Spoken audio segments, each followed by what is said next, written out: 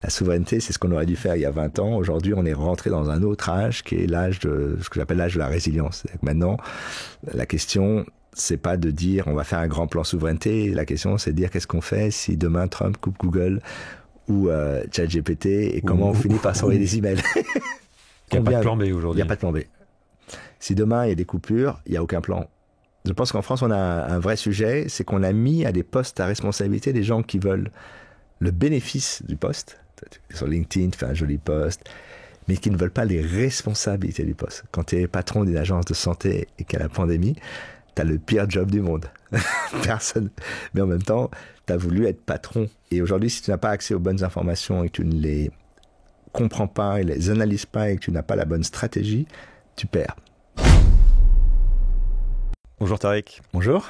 Merci de m'accorder tout ce temps. On va parler des structures du monde actuel et en particulier comment le numérique structure tout ça, de tout ce qui est en train de se passer autour des questions des États-Unis, de l'Europe, des souverainetés. Enfin bref, on a le temps. Est-ce que, pour commencer, tu peux m'expliquer un peu ton parcours? Tu as les pieds et les mains dans le numérique, dans Internet depuis tout petit. Tu es dans tout cet écosystème tech. Tu connais tous les acteurs de la tech. Voilà, je voudrais savoir un peu... Explique-moi comment tu es légitime, pourquoi tu es légitime de parler de tout ça, pour ceux qui ne te connaissent pas. Écoute, en tout cas, j'ai eu beaucoup de chance, je pense. J'ai eu la chance d'être connecté au réseau, on a fait ça comme ça, dans les années 80. Donc, on a eu deux choses. En 82, mon père amène un Apple II avec un modem et une connexion à un service qui était en Virginie, qui s'appelle The Source, qui était un peu le pionnier. À l'époque, il y avait 2-3 gros services commerciaux. On appelait ça des banques de données, pas des... il y avait CompuServe, The Source, et puis il y avait un peu plus tard un service sur Commodore qui est devenu AOL des années plus tard. Et donc tu avais accès à des informations, des bases de données. Alors, lui était économiste, il avait accès à des bases de données. Il faut savoir que il y a les scientifiques et les économistes, enfin tous les gens qui avaient accès à des données. Il y avait énormément de données qui commençaient à être numérisées. Et en même temps, le quartier dans lequel j'étais, le 4e arrondissement, a été choisi pour l'expérience du Minitel. Alors pour ceux qui ne connaissent pas le Minitel, ce qui est très intéressant, c'est que... Ceux qui sont nés après 2000. Ouais, en gros, il y a eu deux visions de réseau qui ont été pensées dans les années 70. L'une qui a d'ailleurs été plutôt, on en parle peut-être, inventée, en tout cas imaginée dans sa façon d'exister aux États-Unis, mais dans sa structuration de données en France par Louis Pouzin, qui est devenu le réseau TCP/IP, donc qui a été la base technique de l'Internet, qui a été choisi par le ministère de la Défense, et un autre réseau plus centralisé qui s'appelait X25 et qui a été déployé dans plein d'endroits, Prestel, BTX en Allemagne, je crois que Sprint devait avoir un réseau aussi aux États-Unis, il y en avait en Afrique du Sud, un peu partout. Et en France, ça a été le réseau télématique, donc le Minitel, avec une idée assez géniale, c'est que on voulait remplacer les tonnes de papier on l'oublie, mais le Minitel à la base c'était ça, de l'annuaire téléphonique, parce que pour les plus jeunes d'entre nous, on recevait tous les ans le nouvel annuaire, donc le bottin tous les numéros de tout avec le monde, tous les numéros, donc une quantité de papier hallucinante. Il fallait apprendre à naviguer dedans parce que c'était pas facile dessus. Hein. C'est quand on voit Terminator qui ouvre le bottin il y avait les bottins dans les cabines téléphoniques. Il y avait des cabines téléphoniques déjà. Il y avait des cabines téléphoniques. Oui, c'est vrai qu'il y a des films je crois qu'il y avait un film de Joel Schumacher qui se passe entièrement dans une cabine téléphonique. Aujourd'hui, ça n'aurait plus aucun sens. Et donc, ce réseau a été construit. Alors, ce qui est intéressant, c'est que quand je dis qu'il y avait deux architectures, pour bien expliquer, l'Internet, en gros, la valeur est au bout. C'est-à-dire qu'on a un terminal, souvent c'était une machine Unix, qui était connectée, elle envoyait ses données, et les données trouvaient leur chemin, c'est un peu comme de la randonnée. Donc en petits paquets, puis à la fin, tout était assemblé à côté. Donc ça veut dire qu'on avait une architecture totalement distribuée, et si un paquet n'arrivait pas, il était renvoyé. L'idée des paquets, en fait, c'est Louis Pouzin, et c'est une idée assez révolutionnaire parce que ça permet de créer des réseaux très résilients. À l'époque, on dit que l'Internet était pensé dans le cadre d'une décentralisation des infrastructures informatiques en cas d'attaque nucléaire. Mais ce qui était intéressant aussi, c'est qu'il fallait trouver une façon où l'information n'était pas dans le réseau. Ça veut dire que si demain on change d'ordinateur, quand on avait des réseaux propriétaires, si on changeait les machines, il fallait changer le réseau. Alors que dans le système de l'Internet, on peut rajouter, que ce soit un iPhone ou un terminal des années 70, ils peuvent tous les deux se connecter et être sur le même réseau en même temps, ce qui était assez extraordinaire. Le réseau X25 était un réseau très structuré et très centralisé, c'est-à-dire qu'il était contrôlé, la qualité du réseau était contrôlée par l'opérateur. Donc quand les PTT, France Télécom, décident de faire le Minitel, ils construisent tout. Et c'est, je pense, la seule exemple dans l'histoire d'un réseau qui soit un service public, qui soit souverain, puisqu'il a été construit de A à Z. Moi, la première chose que j'ai fait quand on a reçu le Minitel, c'est évidemment de l'ouvrir. Et c'était fait en France, tous les composants, absolument tout. Les routeurs étaient faits en France, les câbles étaient faits en France, tout. Et d'ailleurs, le Minitel, avec sa petite poignée, était tellement beau. Steve Jobs est tombé amoureux du Minitel, et donc quand il a fait le Macintosh, il a mis une poignée pareil en disant il faut qu'on le porte. L'avantage donc de ce terminal, c'est qu'il avait une prise qu'on appelait péri-informatique à derrière. Donc la première chose qu'on a fait, c'est rendre le Minitel pour avoir une autre version. Il fallait marquer R pour réversible, parce qu'en bidouillant avec quelques diodes et un peu de fer à souder, et en le connectant à l'ordinateur, en fait, on avait un modem gratuit. Et donc au moment où le Minitel est devenu un réseau très corporate, alors il y a eu ensuite l'évolution avec les 3615 et toutes les messageries qui ont fait la fortune de gens comme Xavier Niel, Marc Simoncini & Co. À l'époque, moi j'ai fait partie d'une génération qui s'est dit, on nous a filé un modem gratuit. Bon, il n'est pas très rapide, il faisait 1275, donc c'était vraiment une 2 chevaux. Mais imagine qu'on te dise, tu as une voiture gratuite et tu peux explorer la France. C'est ce qu'on avait avec le Minitel d'un point de vue informatique. Et t'étais tout jeune et t'avais... J'ai fait mon premier serveur avec un copain, on avait 12 ans. Ouais. Et à partir de là, la chance que j'ai eue, et je pense que ça a eu une évolution plus tard, c'est que à aucun moment je n'ai imaginé l'ordinateur autrement que connecté à d'autres ordinateurs.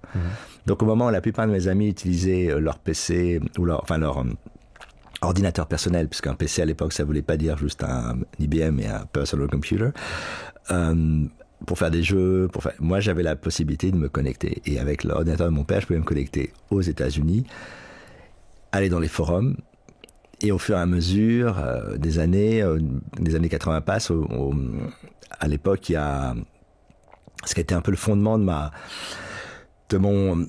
une grande découverte, c'est un réseau de hackers en Allemagne qui s'appelle Chaos Computer Club de Vaux-Holland, notamment, qui était le penseur un peu de tout ça.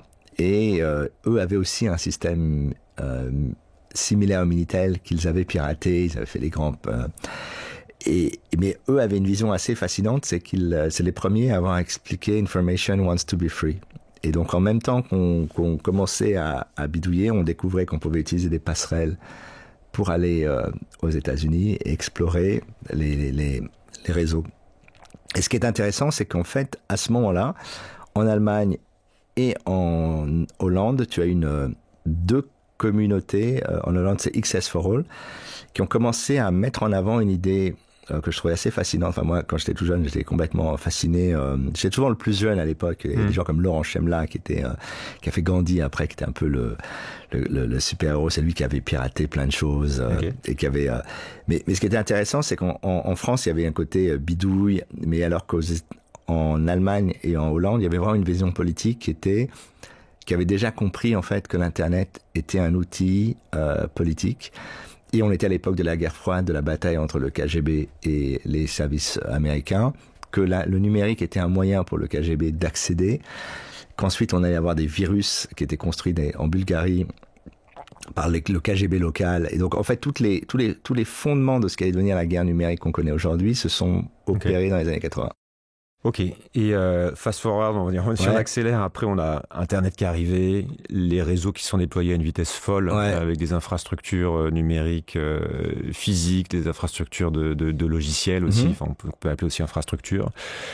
Et t'as toujours tourné dedans, et puis tout le phénomène Silicon Valley qui arrive, et voilà, comment tu peux décrire cette évolution d'Internet et du numérique même en général, comme pour devenir jusqu'à ce qu'elle est aujourd'hui, c'est-à-dire quelque chose d'ailleurs qui sont mal compris, mais qui est absolument structurant dans la manière dont les consciences se forment, dont notre rapport au monde se forme, dont l'économie est faite, etc. Pour moi, l'Internet et le numérique a toujours été culturel et technologique en même temps. Les années 80, alors là j'en parlais parce que pour moi c'était très important, c'est qu'en fait la technologie a totalement changé. Dans les années 90, on est passé à Linux, à l'Internet. Donc en fait, tout ce qui était payant, tout ce qui était difficile à faire devient soudain facile. Et la chance que j'ai commencé à travailler à Radio Nova parce que j'avais critiqué un texte sur le cyberpunk. Moi, j'étais un fan de William Gibson et j'ai dit ce truc est bourré d'inexactitudes. Et donc Jean-François Bizot, qui était le patron de Nova et de Actuel, m'a dit t'as qu'à venir écrire avec nous. Et avec lui, on a commencé à faire des connexions avec les hippies et les gens de Californie. Donc, je suis allé pour le lancement de Wired aux États-Unis. J'ai rencontré John Perry Barlow, avec qui je me suis lié d'amitié, juste un an avant qu'il fasse la fameuse déclaration d'indépendance du cyberespace. Et c'est là que j'ai compris que la culture américaine, la contre-culture américaine, parce que l'Internet était d'abord présenté comme une contre-culture, on y viendra parce que c'est très important. Mm-hmm. Elle nous a été vendue comme une contre-culture. Et c'est pour ça qu'on l'a adorée. Avec des idéaux qui étaient déjà pré-libertariens, c'est l'État n'a rien à faire dans le numérique, etc. C'est la liberté d'expression. Enfin, tous les sujets dont on parle aujourd'hui déjà là, le chiffrement avec le Clippership, la NSA qui voulait mettre des puces pour empêcher le chiffrement, et les gens qui savaient que sans chiffrement, il n'y aurait pas d'e-commerce, donc il n'y avait pas d'argent à faire sur Internet, donc ils ont d'une certaine manière gagné. Et donc j'ai vécu les années 90 en étant à la fin à Silicon Valley, donc j'ai travaillé pour une boîte qui n'existe plus maintenant, qui s'appelait Sun.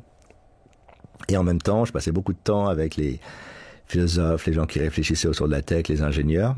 Et j'ai commencé à avoir un truc qui s'est structuré, qui s'est craché en fait en 2000, qui a repris doucement. Et ce qu'on voit dans les années 2000, alors ce que je dis souvent, c'est qu'il y a l'Internet, proto-Internet, il y a l'Internet des pionniers. L'Internet des pionniers meurt le jour où le grand crash de 2000, et il n'y a plus de... on a l'impression que tout ça est du vent. Et en même temps, évidemment, l'Internet était fait pour durer. Donc, il y a une nouvelle génération de gens qui survivent. Il y a Amazon qui survit, il y a eBay qui survit. Il y a une nouvelle boîte qui se crée, qui a survécu, c'est Google. Et donc, il y a une deuxième ère qui va arriver, qui est un peu le renouveau. Alors, c'est là que moi, j'arrive avec NetVibes, startup. Donc, c'était le web 2.0. C'était l'idée, on va reprendre les idéaux du web après le crash et on va faire quelque chose de très ouvert, très accessible. Et là, il se passe deux choses. La première, c'est que il y a deux innovations qui vont tout changer, l'iPhone et le cloud, qui font que désormais, on peut homogénéiser un produit et le distribuer à 1 milliard de personnes. Et donc, ce qui va se passer au moment de l'iPhone et du cloud, c'est le moment où il y a une concentration. Ce qu'il faut bien comprendre, c'est quand on parle des GAFAM et des choses comme ça, c'est qu'en fait, elles sont le fruit d'opportunités technologiques. Et ce qui est fascinant, c'est que les technologies sur lesquelles elles se sont construites ont été inventées en Europe, parce que le Linux et le cloud sont européens à la base. Et là, il va y avoir allez, c'est à l'époque où quand je fais NetVibes, je passe beaucoup de temps avec Mark Zuckerberg, on discute beaucoup. Et c'est là que je comprends en fait qu'il a compris qu'on basculait de l'univers, on était dans les médias sociaux, où le contenu et l'individu, tu faisais ton blog, et donc tes followers, c'était ça qui était important, c'était toi et ce que tu publies, à un système de réseaux sociaux où en fait c'est le maillage et les interactions, quelles qu'elles soient, qui comptent, ce qu'on appelait le K, le clout. Donc il y avait le K-factor dans un réseau social, ce qui permet de mesurer sa viralité. Et c'est pour ça que certains réseaux ont été achetés, d'autres pas, par Facebook ou autre, parce que c'est analysé de manière quasiment mathématique. C'est-à-dire que la viralisation de l'information, les échanges entre les gens devient la valeur. Okay. Tu ouvres ton iPhone, tu scrolles Instagram, même de manière peu engageante, il gagne de l'argent. Donc en fait, on a créé un système Google a créé un système où l'accès à la recherche et l'information devient la seule chose que l'on fait toute la journée. On cherche l'information et donc il gagne de l'argent. Et la socialisation, c'est le modèle de Facebook. Donc on parle souvent d'attention, mais pour moi l'attention, c'est le fait qu'elle soit détournée, c'est le byproduct du fait que ces modèles, ce sont des modèles, le modèle de la recherche, donc l'accès, et la socialisation. Et donc à partir de là, la socialisation, elle se fera d'abord avec entre les familles, les groupes, les amis. Après, il y aura les influenceurs qui vont arriver. Et puis maintenant, on pourra, si demain il faut des influenceurs numériques, donc des êtres synthétiques, c'est pas le problème, puisque la valeur d'un réseau social, c'est son interaction, et sa monétisation vient de l'interaction. L'interaction peut se faire avec n'importe qui, n'importe quoi. On en parlera sûrement pour la question politique, c'est-à-dire qu'elle est totalement apolitique. Si le complotisme marche bien et génère de la relation et de l'interaction, on va le mettre en avant. Et d'ailleurs, souvent, il va se mettre en avant tout seul, puisque moi, j'ai une théorie, c'est que les patrons de ces plateformes ne savent pas comment leur plateforme fonctionne. Ils essayent juste de les patcher. Et donc, on est passé comme je disais, de l'Internet des pionniers à un Internet d'hyper-consolidation. Et aujourd'hui, en fait, on se retrouve avec 3 problématiques en même temps. La première, c'est qu'il y a une hyper-consolidation qui est devenue totale. Puisqu'en Europe, en gros, on a dit, vous faites ce que vous voulez. C'est un peu ce qu'on a fait les 20 dernières années. Là, maintenant, on a le DMA, DSA, le RGPD, tout ça. Mais pendant des années, on leur a dit, vous faites ce que vous voulez. Et puis, face à cette hyper-consolidation, tu as une fragmentation géopolitique du monde qui se construit avec la Russie qui, d'une certaine manière, a remilitarisé l'Internet, les États-Unis qui voient le numérique comme un outil de consolidation de leur domination, et puis la Chine qui se positionne aujourd'hui d'abord refermée sur elle-même, et puis maintenant qui commence à s'étendre en Afrique un peu partout, ou même d'un point de vue politique, quand tu regardes DeepSeek et tous ces outils, on est là. Donc tu as ça, et en même temps on vit dans un mythe de globalisation, où en fait les produits sont uniformes. Et pour moi, la globalisation la plus parfaite, c'est pas Nike, c'est Google. C'est le même produit dans tous les...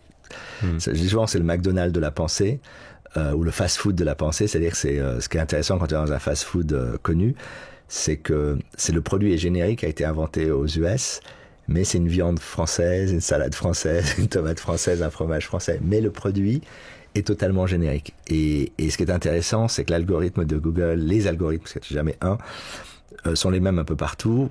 C'est juste qu'ils accèdent à des données différentes et donc les résultats sont différents. Et c'est cette homogénéisation qui est en fait l'ère dans laquelle on a vécu. Ce qui est intéressant, on pourrait passer 1 heure, même beaucoup plus de temps sur l'histoire aussi d'Internet et le positionnement de la France et de l'Europe dans tout ça, de voir qu'on a été précurseur, mais qu'après ça s'est construit ailleurs. Et que quelque part, ce qu'on constate aujourd'hui, c'est que tous les grands acteurs, donc effectivement, sont soit chinois sur leur marché qui commence à s'étendre, mais surtout chez nous, en tout cas américains, tous les trucs qu'on utilise, les logiciels, c'est pour ça qu'on parle de domination des GAFAM. Et donc, on est arrivé pour des raisons multiples. Encore une fois, il y a plein d'ouvrages là-dessus. Et on pourra en dire 2 mots d'ailleurs. Pas raison multiple, moi je pense qu'il n'y a qu'une raison. Alors vas-y, pourquoi on est arrivé sur cette domination américaine et cette dépendance qu'on a? Pour moi, il n'y a qu'une seule explication, c'est le mépris absolu de l'informatique qui existe. Il faut savoir que l'informatique, enfin, sa première forme existe en France avec Pascal, la Pascaline.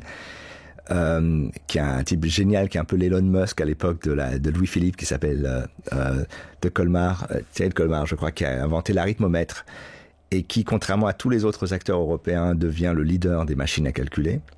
Et que ce qui va se passer, c'est que pendant la Deuxième Guerre mondiale, en fait, l'informatique va être utilisée aux États-Unis, en Angleterre pour déchiffrer les messages allemands, aux États-Unis pour construire la bombe, et qu'à partir de là, quand on sort de la guerre, nous on sort éreintés. La plupart des scientifiques à qui on confie le développement de l'informatique sont des gens abstraits. T'as Louis Joliot-Curie qui est lié évidemment à Marie Curie, je crois, qui dit il ne faut absolument pas que les entreprises, qui était communiste, il ne faut absolument pas que les entreprises travaillent. Il y a une petite start-up qui est créée juste après la guerre, qui crée le premier ordinateur non IBM, et on les a laissés mourir. On se retrouve dans un système où on demande à des mathématiciens qui détestent l'informatique en général, c'est plutôt les physiciens qui aiment l'informatique, de contrôler ça. On a un peu le même problème avec l'IA. On a demandé à Cédric Villani, qui à mon avis n'est peut-être pas le bon choix, même s'il est brillant en mathématiques, c'est qu'il n'a pas du tout la même adoration pour le code. Et donc, historiquement, on décide, malgré le talent, de dire c'est un truc annexe, et on ne comprend pas en fait que l'informatique c'est 3 choses à la fois. C'est à la fois une science, c'est une des techniques, c'est de la bidouille. Il faut des bidouilleurs, donc il ne faut pas juste des gens dans les tours d'ivoire. Et c'est un art. Donc ça veut dire que les gens sont des talents. Telle personne dans telle boîte, ça la Silicon Valley l'a compris parfaitement, change tout. Apple sans Steven Wozniak n'est pas Apple, en tout cas au début. Ou Johnny Ive maintenant, ou... Oui, ce sont des boîtes qui ont été créées d'ailleurs par des codeurs, par des Exactement. informaticiens et pas par des managers. En fait. Et donc quand tu as des grands projets, là où il y a eu un seul grand moment où c'était le plan calcul, à chaque fois, on a la même situation, c'est qu'on vend on vend les boîtes aux États-Unis, on a vendu Bull à General Electric. C'est pour ça qu'on a fait, ça fait penser à Alstom, mais c'était déjà les cas. C'est pour ça qu'on a fait le plan calcul. Et à la suite du plan calcul, Giscard d'Estaing décide de tuer aussi encore tous les projets européens, notamment les Cyclades et les choses comme ça. Et à chaque fois, tu te rends compte que l'informatique est considérée comme quelque chose de col bleu en fait. Et les sciences et col blanc. Et tu as ça aujourd'hui avec le projet de la French Tech et de l'IA, où on te dit en gros il faut avoir fait des grandes écoles, avoir bossé chez Google, et les gens qui sont des bidouilleurs, c'est marrant parce que Yann Lequin qui est mis en avant aujourd'hui, s'il sortait au moment aujourd'hui avec lui qui a fait une université, mais je suis pas sûr qu'il serait dans le le système. Okay.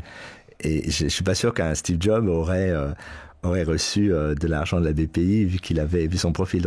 Donc il y a ça. Et alors qu'aux États-Unis, et ensuite la Chine qui a copié les États-Unis, on a dit on va mettre le paquet sur la technologie. On a permis aux informaticiens de gérer ces évolutions. Et donc ce que l'on voit en fait dans la tech et depuis 70 ans, c'est que les gens qui sont en charge sont des gens qui savent et qui comprennent ce que je viens de dire, que c'est un art, que c'est un code, c'est qu'il faut. Et donc on a mis les talents au service de ça. En France, on a souvent les gens qui réussissent ou qui font des trucs, c'est toujours dans leur coin. Tu vois. Ouais. Je voudrais. Alors ces boîtes-là sont devenues surpuissantes. Enfin, les GAFAM, ça représente maintenant une part considérable. Quelques boîtes en fait qui concentrent une part considérable du stock market américain et qui concentrent énormément de richesses. Ils ont plus de capacité aujourd'hui d'action s'ils veulent mettre de l'argent sur quelque chose. Ouais. Ils ont plus de cash. Une de ces boîtes a plus de cash à mettre que la France. Voilà. Si elle devait mettre du cash sur un projet complètement dingue. Et on se rend pas compte justement des proportions.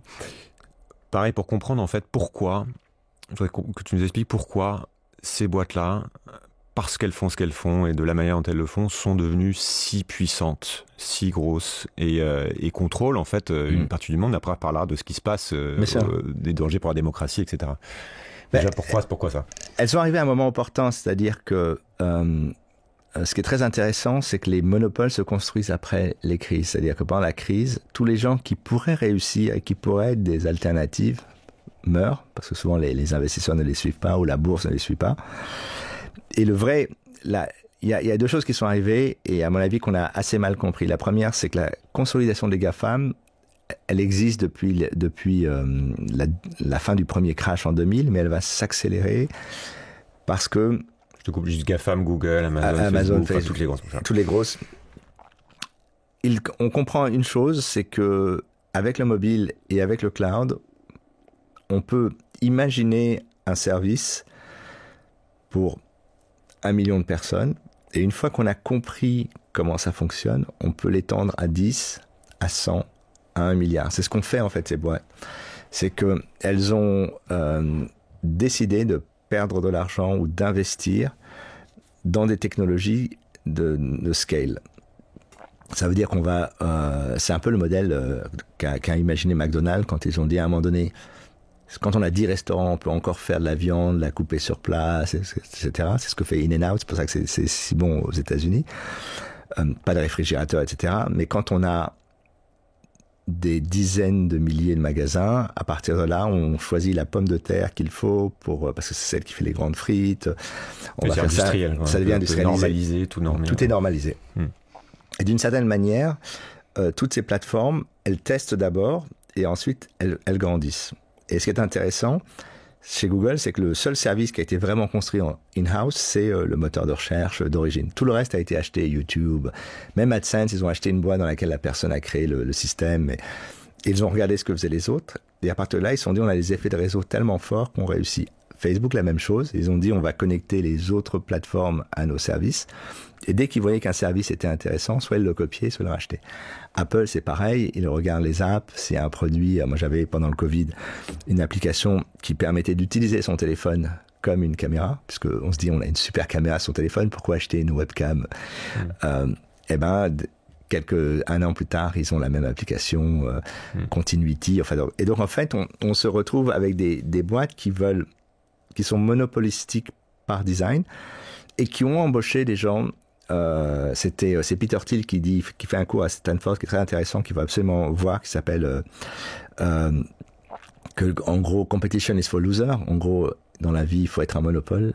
Il faut pas avoir de compétiteurs, y compris s'installer sur un système nouveau où il n'y a personne. Par exemple, ce qu'a fait SpaceX, le lanceur privé, et devenir un monopole, ce qu'ils sont devenus. C'est plus dur pour Tesla parce que les Chinois ont aussi compris, et on verra quand les Chinois vont commencer à faire des SpaceX-likes. On pourra plus voir les étoiles dans le ciel le soir. Mais si tu veux, il y a quand on a fait venir quelqu'un comme Sundar Pichai, c'est quelqu'un qui venait de Microsoft. Donc c'est quelqu'un qui venait du Microsoft monopolistique, dont le métier, c'est d'arrondir les angles. Moi je le vois parce que j'étais en compétition avec mes 2 startups face à Google, et j'ai vu la machine. C'est-à-dire qu'au départ, on les bat. On a des meilleurs produits avec moins de gens, et la presse est dithyrambique, et tout le monde dit vous allez réussir. Et à un moment donné, ils mettent les moyens à nous pour Jolly Cloud, donc c'était ma 2e startup. On a fait un ordinateur, on a fait l'équivalent de ce qu'était le Chromebook 2 ans avant le Chromebook, mais sans être attaché à l'univers Google. Nous, on voulait un truc totalement open source, totalement ouvert. On avait trouvé une puce super cool qui était pas chère et qui était hyper puissante, mais qui ne marchait pas sur Linux. Donc on l'a adapté, on a fait tout un travail.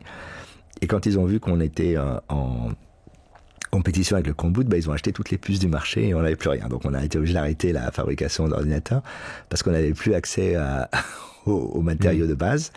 Et donc tu vas face à des gens qui font ça avec tout. Mais Amazon est connu pour tester des choses, et puis soit ils rachètent une boîte, soit ils en font parce que tu as ces effets de volume, de scale hallucinants. Et donc ça donne une forme d'hubris chez les fondateurs, parce qu'à un moment donné, ils ont le sentiment que tout ce qui existe, ils peuvent le faire.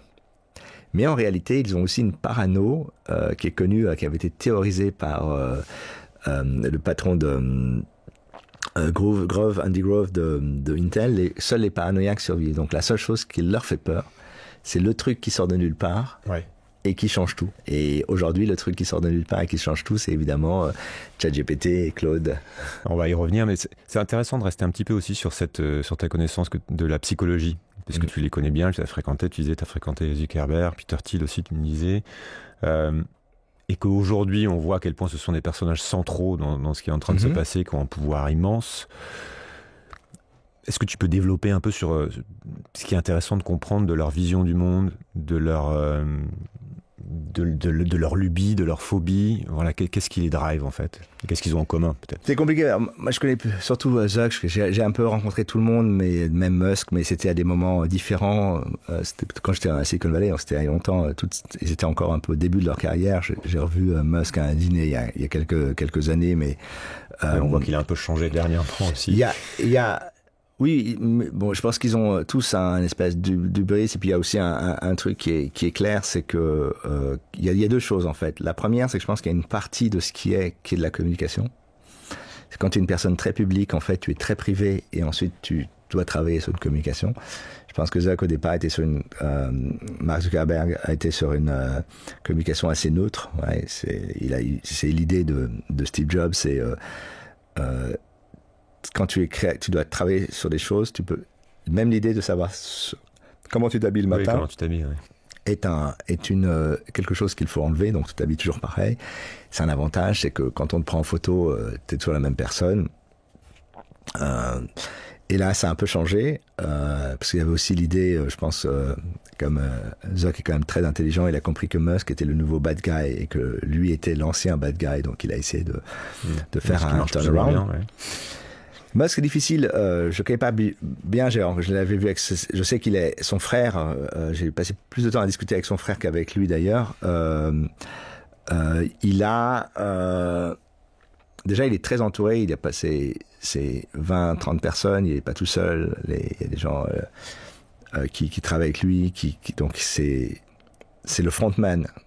Et c'est plutôt un type de sales qu'un bon vendeur. Et je pense que tous ces gens, depuis 20 ans, ont l'idée qu'à un moment donné, ils ont dominé les secteurs classiques de l'informatique dans leur domaine, mais qu'il reste des endroits dans lesquels il n'y a pas forcément encore de point d'entrée. La santé, alors il faut comprendre que la santé aux US, ça n'a rien à voir avec le système français. C'est un système totalement privé, cher, souvent inefficace. C'est dingue quand tu vois le système de santé aux États-Unis. Et avec un système où tu as d'un côté les gens pauvres qui bouffent des trucs dégueulasses et qui sont ultra obèses. C'est le seul pays où il y a des gens ultra obèses dans un aéroport. Les gens sont sur des espèces de fauteuils roulants parce qu'ils sont trop gros. Et tu as à l'extrémité les gens qui sont maintenant dans ce qu'on appelle la longevity, l'optimisation de ta vie, les montres connectées, etc. Donc tout un discours sur l'ultra-performance, qui est souvent d'ailleurs très performatif, puisqu'en plus tu dois expliquer que tu prends soin de toi, etc. C'est un côté un peu néo-californien, New Age, ça vient tous les 20 ans. C'est comme l'ayahuasca et tous ces trucs-là, ça existait quand j'étais à SF dans les années 90, et ça revient à la mode parce que les gens ont besoin de c'est beaucoup de... Mais donc quand ils ont compris qu'il y avait donc la santé, il y a le monde de la défense, ça c'est plutôt ce que Peter Thiel et Marc Andreessen et d'autres ont compris, c'est qu'en fait... la façon dont il le pitch est d'ailleurs très très bien, très élaborée, c'est de dire aujourd'hui, un iPhone a plus de technologie qu'un produit militaire de base. Ça veut donc dire que le monde militaire classique, ce qu'on appellera le Deep State 1.0, les Lockheed Martin, tous les fabricants, Boeing, etc., sont dans les systèmes de procurement et de modélisation du travail qui est très old school. Nous, si on start-upise les choses, eh ben on peut faire des choses beaucoup plus rapides, beaucoup moins chères. On peut faire des drones beaucoup moins chers. Et ça, c'est le discours qui a été établi et qui a été d'abord la base de... Alors, pour Marc Andreessen, c'est les American Dynamism. C'est on va relancer non pas la souveraineté américaine, mais la suprématie américaine dans la tech. Avec un ennemi avoué... que la Chine me rappelle une conversation avec Thiel où il disait en fait que Google était un traître aux États-Unis parce que il donnait des technologies d'IA aux Chinois et qu'un jour ces technologies allaient se retrouver dans les copies du F-35 chinois face à un F-35 américain au bord en mer de Taïwan. Et il avait raison, en fait, quand il pense. Et il avait une vision assez élaborée, très intelligente. Alors, je passe sur le côté misogyne, vision un peu dark enlightenment, enfin, tout son travail, et puis surtout son adulation pour René Girard. On n'a pas forcément la même interprétation, d'ailleurs. Moi, je pense que ils sont pas libertariens, ce sont des constructivistes radicaux. Ça veut dire que ce sont des gens qui imaginent que le réel est un narratif et qu'on peut le reconstruire. Okay. C'est ce qu'ils ont fait. Ils l'ont fait aussi, et ça c'est important, parce que depuis quelques années, quand tu as de l'argent,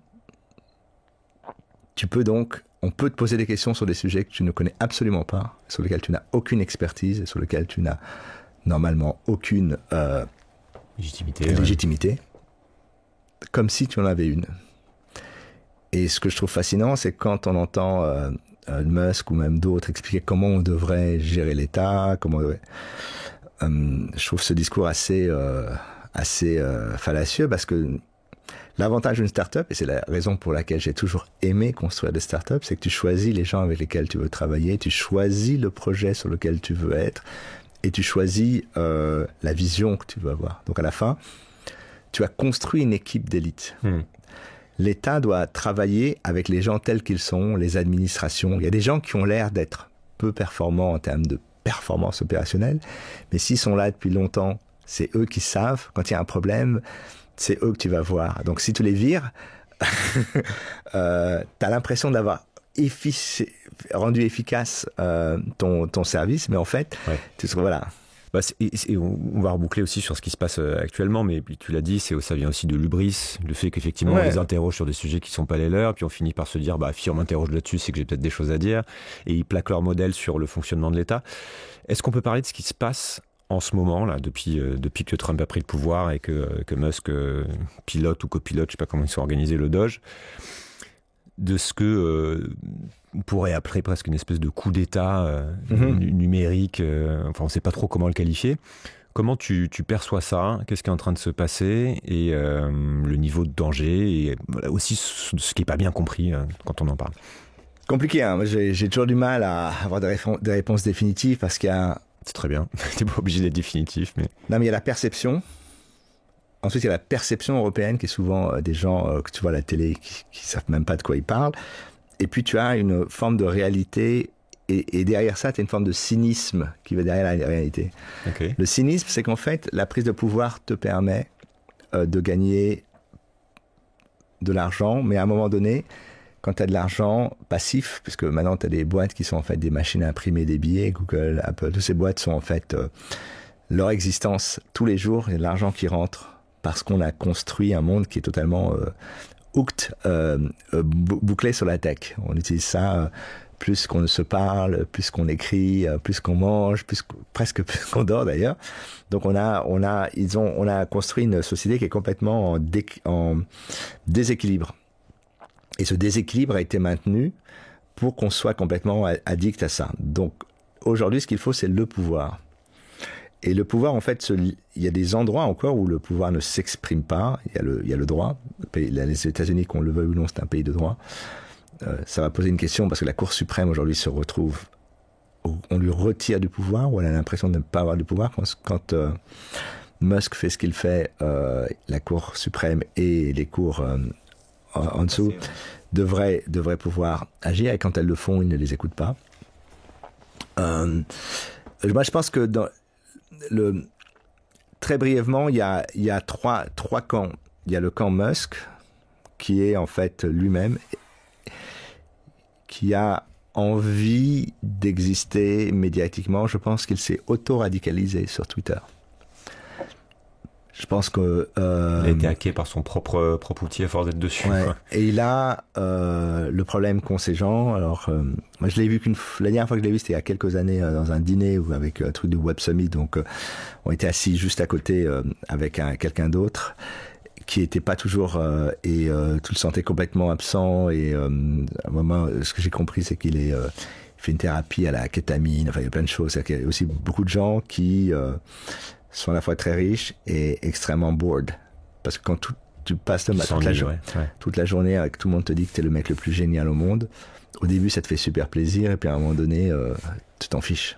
Et je pense qu'il a tout ce qu'il fait, c'est l'autoradicalisation, hein. C'est le modèle qu'a eu Zemmour à la télé ou quand il était encore sur les émissions du public, il dit un truc et puis tout le monde en parle. Donc la semaine d'après, il est obligé de dire un autre truc, tout le monde en parle, et puis à un moment donné, ça monte, et puis à un moment donné, on arrive dans l'injustifiable. Puis on voit que Musk tweet en permanence. C'est ça, c'est ça. C'est aussi un symptôme. Voilà. Et je pense qu'il a une hygiène de vie assez mauvaise. Moi, ça me fait penser, parce que j'avais une copine qui était très proche du fondateur de... Comment s'appelait cette boîte qui vendait des chaussures qui étaient rachetées par Amazon? Ça va me revenir. Oui, Tonichier, c'est son nom, et le nom... Zappos. Zappos, exactement. Il a fini totalement camé avec des gens qui étaient autour de lui, qui ne venaient que pour lui demander de l'argent. Okay. Et donc ils sont ça rend malade, quoi. Et il a fini mort entouré des pires personnes. Et moi, je pense qu'il y a pas mal de gens qui sont aujourd'hui entourés des pires personnes, des espèces de vampires, etc., qui continuent. Et donc je pense que Musk est dans une phase où en fait il est en train de perdre son mojo, puisque Tesla s'écroule pour plein de raisons. Pas que parce qu'il la gère mal, mais parce que les Chinois, c'est toujours pareil, on le voit avec Léa et DeepSeek, c'est qu'il y a un moment où ta valeur est liée au fait que tu fais quelque chose que personne d'autre ne fait. Et la concurrence qui arrive, etc. Et à un moment donné, ce qui était de la valeur, on le voit aujourd'hui avec Mistral, tu vois, quand il arrive, on sait faire un LLM. 2 ans plus tard, tout le monde sait faire un LLM. Et donc, si tu n'as pas quelque chose d'autre, ta valeur s'efface. Donc il faut en permanence. Donc Tesla, c'est un pari osé, mais c'est un pari où il faut à un moment donné délivrer tout le temps. Et donc ça demande en fait quelqu'un à la Tim Cook. C'est-à-dire que les produits sont plus innovants, mais ils sortent en temps et en heure, ils sont bien faits. Je te ressens sur ce qui se passe aux US avec l'administration et leur plan de... Donc Musk est dans ce truc. À côté de ça, tu as on va dire Thiel et notre ami J.D. Vance, qui là on est dans une logique de prise de pouvoir plus classique. On veut avoir l'accès, et donc c'est une bataille au sein du Parti républicain entre la nouvelle branche technophile ou 2.0 contre les bananes, les populistes. Il faut toujours comprendre, le Parti républicain aux États-Unis a toujours été séparé entre trois partis. Il y a les gens, c'est National Security, donc plutôt l'armée et autres.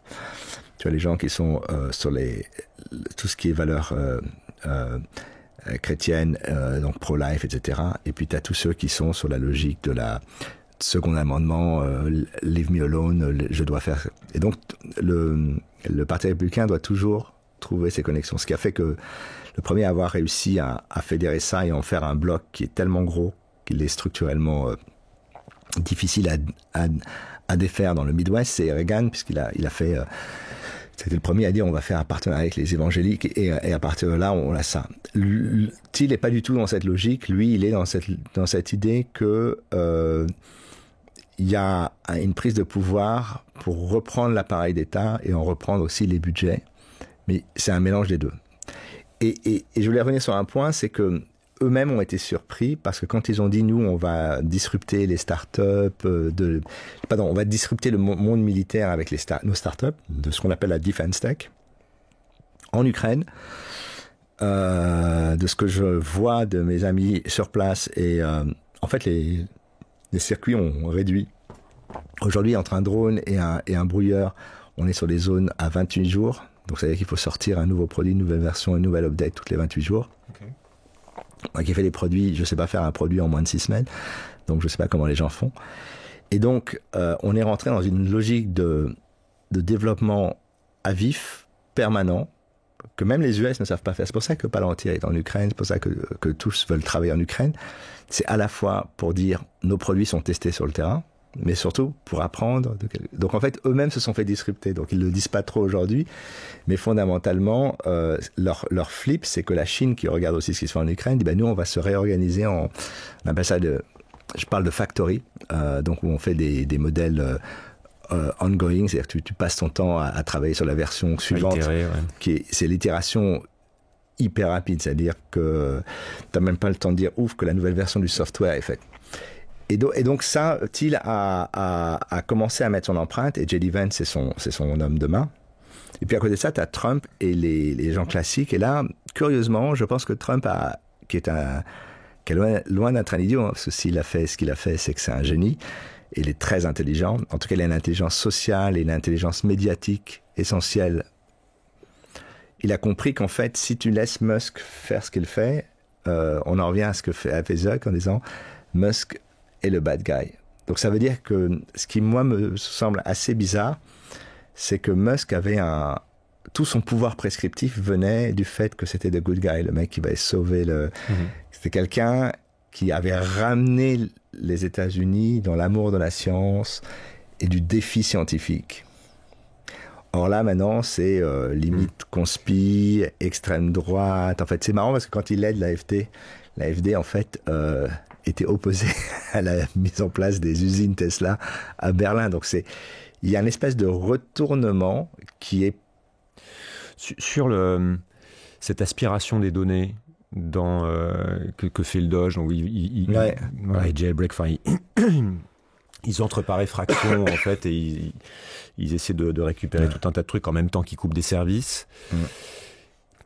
Qu'est-ce qui est en train de se passer et quel est le danger, puisque tout est numérisé aujourd'hui, puisque ces gens-là ont un pouvoir énorme, quel est le danger pour une démocratie comme les États-Unis, qui pourtant a l'air assez solide avec des contre-pouvoirs? Voilà, qu'est-ce qui se passe là-dessus? Ou une autre d'ailleurs, parce que ce qui a été fait peut être fait partout. Alors, c'est marrant parce que de l'Europe après. Ouais. Mais ce que je trouve intéressant, si tu veux, c'est que c'est le premier coup d'état numérique. Moi, j'avais écrit sur Cybernetica que c'était un coup numérique. Ça me faisait penser à un film que j'adore qui s'appelle 7 jours en mai, qui est un film qui a été fait sur un coup d'état potentiel aux États-Unis. D'ailleurs, Frankenheimer, qui a fait le film, a fait ensuite un autre film qui s'appelle le Manchurian Candidate, qui imagine un vice-président totalement inféodé à une boîte de défense tech.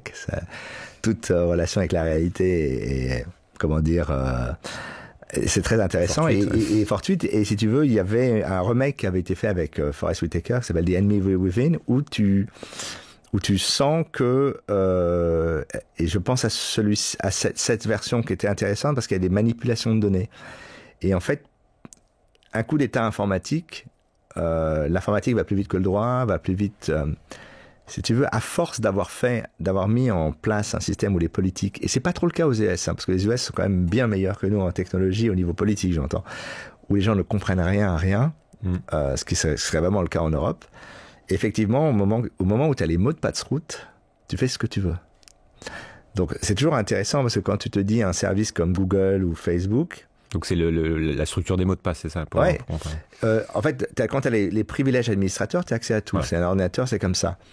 Et donc, tout le monde informatique, que ce soit dans les plateformes privées, parce qu'on pourrait imaginer la même chose se passer à un moment ou à un autre dans les plateformes privées avec Twitter.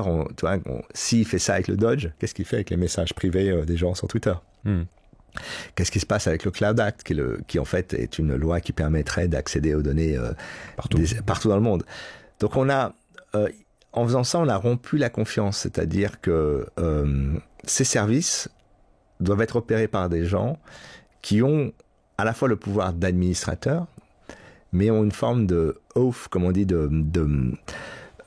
ils doivent jurer que voilà, ils protégeront les données coûte que coûte. Et puis sous serment. Sous serment, ils sont assermentés. C'était le terme que je cherchais. Et donc quand tu donnes à des gens qui ne sont pas assermentés, qui sont d'ailleurs dans aucune structure existante, l'accès à ces données, tu as rompu la confiance numéro 1 sur les données.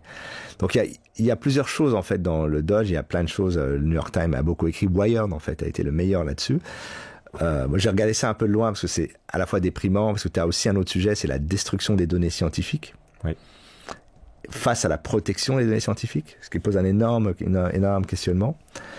En fait, c'est des techniques de crackers. Tu sais, on disait dans le passé, tu avais les hackers, c'était les gens qui faisaient ça pour l'amour de la découverte, mais qui ne touchaient jamais aux données.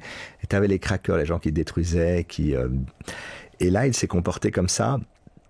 Et donc, ça pose vraiment des questions, et ça doit nous poser des questions en Europe et enfin dans le monde entier sur qui sont les gens qui ont accès aux données. Moi, j'aimerais bien savoir en France qui a accès, quel est le mot de passe administrateur de tous les services. Leur nom doit être donné. Je pense leur nom doit être public, ils doivent être assermentés et ils doivent, eux et leurs équipes, avoir... Donc il y a une bataille qui joue en ce moment aux US, et c'est difficile parce qu'on n'a pas de recul sur à quel point tout ça va être utilisé, comment ça va se retourner aussi sur les citoyens américains. Il y a les données de santé aussi qui intéressent effectivement beaucoup de gens. Ça fait des années, toi, que tu alertes sur la problématique de souveraineté numérique en France, en Europe, même plus largement, en disant que parce qu'on a décidé d'utiliser Palantir, parce qu'on a décidé de mettre nos données sur le cloud d'Amazon, parce que tous les logiciels qu'on utilise sont américains, parce que Google, parce que qu'on n'a pas su pour plein de raisons, on n'a pas le temps de développer des acteurs européens. On est complètement dans les mains de ces acteurs-là. Nos données sont dans leurs mains aussi parce qu'il y a des lois comme le Cloud Act qui permet en gros, tu pourras décrire ce que c'est, mais qui en gros de fait donne accès aux Américains à toutes les données. On est à risque, et c'est ce que tu dis depuis des années. Est-ce que tu peux dire pourquoi, un peu développer là-dessus, et quelles sont les implications par rapport à ce qui se passe aujourd'hui concrètement, quoi? Alors, ce qui est intéressant, c'est que... Alors moi, j'ai un angle un peu différent. J'ai été souvent caricaturé d'ailleurs là-dessus, puisque c'était l'intérêt des gens qui ne voulaient pas que les choses changent, d'être caricaturés. Moi, j'ai toujours pensé, en fait, qu'il y avait un vrai savoir-faire européen, et en particulier un vrai savoir-faire français. Je pense qu'il y a deux pays qui ont eu qui auraient dû avoir un destin différent, c'est l'Angleterre et la France. Mais on a un problème, je l'ai dit, politique, puisqu'on a eu des gens qui n'y connaissaient rien et qui ont détruit la valeur.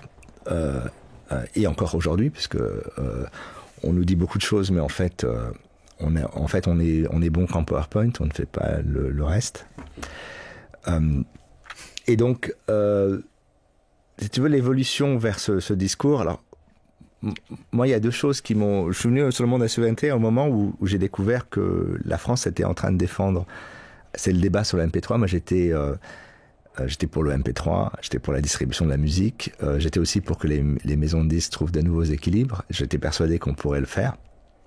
C'est pour ça que j'ai conseillé les musiciens indépendants et ensuite le cinéma français sur ces questions.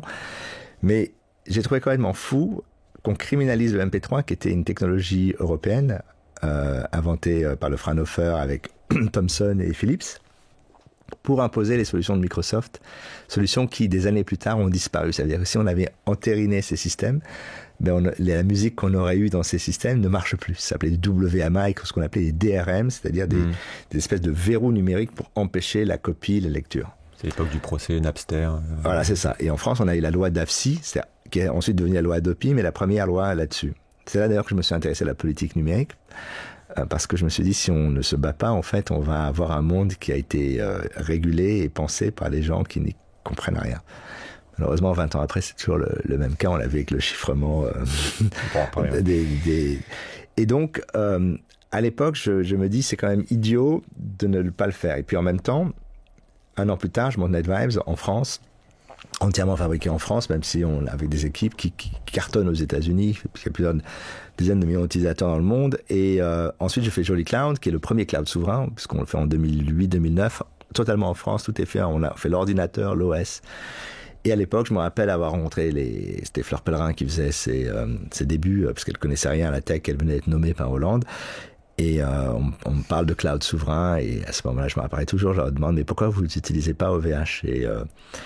Et on me regarde, mais c'est qui OVH? donc, si tu veux, c'était mal parti. Et ce que j'ai rapidement compris, c'est que, en fait, il y avait deux visions de la tech. La première, c'est de se dire, la tech est un outil de productivité, et donc on va travailler avec les Américains, Microsoft, Google et autres. C'est longtemps ce qu'a fait la gauche française.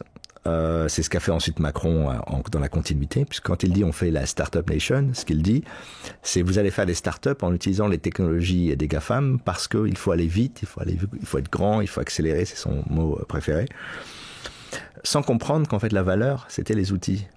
Quand j'ai fait mes produits, c'était une des sources de frustration.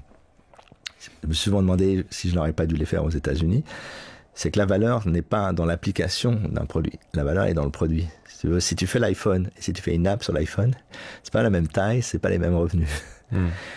Et donc à l'époque, je vais sur la question de la souveraineté parce que je pense que c'est une opportunité économique. C'est que on peut construire des outils, le marché est suffisamment grand.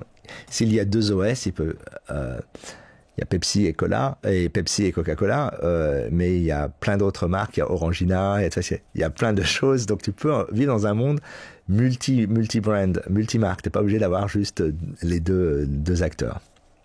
Pareil dans les plateformes de streaming, dans tout ce qu'on veut. Et donc à l'époque, je me dis, on peut construire les choses, on a les équipes, on a les outils, on a les possibilités. En plus, à l'époque, on a deux acteurs online, qui va devenir après plus tard Scaleway, et OVH, qui sont les leaders de ce qu'on appelle l'hébergement les serveurs dédiés. On n'est pas encore dans le cloud. Et au fur et à mesure, en fait, c'est au moment, juste avant le Covid, que je prends conscience que, en fait, non seulement les grandes plateformes contrôlent les données, contrôlent les outils, mais que désormais, on rentre dans une ère où ces outils contrôlent nos comportements. Et je reste persuadé qu'une grande partie de la médiocrisation du débat, du fait que désormais les gens se lèvent le matin et sont fâchés, ou déprimés, ou parfois les deux, est liée en fait à ce qu'on a importé et laissé installer un environnement numérique totalement toxique. J'avais écrit un manifeste Slow Web, mes boîtes utilisaient le Slow Web. En gros, le Slow Web, c'était 4 choses. C'était que l'applicatif soit transparent. C'est-à-dire que ce que tu fais sur ton ordinateur correspond véritablement à ce que tu fais. Par exemple, quand tu likes quelqu'un sur Facebook, tu as l'impression que tu as cliqué sur like et il va recevoir une notification sur la photo. En fait, tu as des centaines de choses qui vont changer.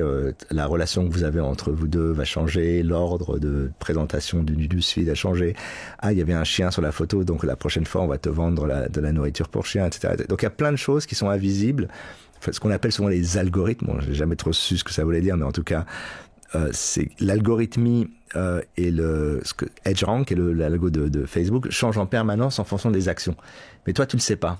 Tu sais pas que quand tu as cliqué sur ce truc-là, en fait, maintenant, on va considérer que tu es plutôt de droite ou de gauche. Que ton orientation sexuelle a été identifiée en fonction... L'idée, c'est de te connaître le mieux possible en fonction de l'information qu'on a sur toi pour que tu restes le plus longtemps possible, exactement, que tu reviennes, etc. Bon, on en revient à ce qu'on disait tout à l'heure. L'obligation, c'est l'interconnexion et les réseaux.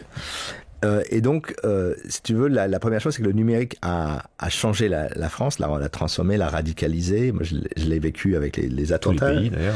Ouais, les attentats de 2015 que j'ai survécu et j'ai vu qu'en fait, les réseaux sociaux étaient devenus un outil de radicalisation algorithmique. C'est-à-dire que d'une certaine manière, tout ce que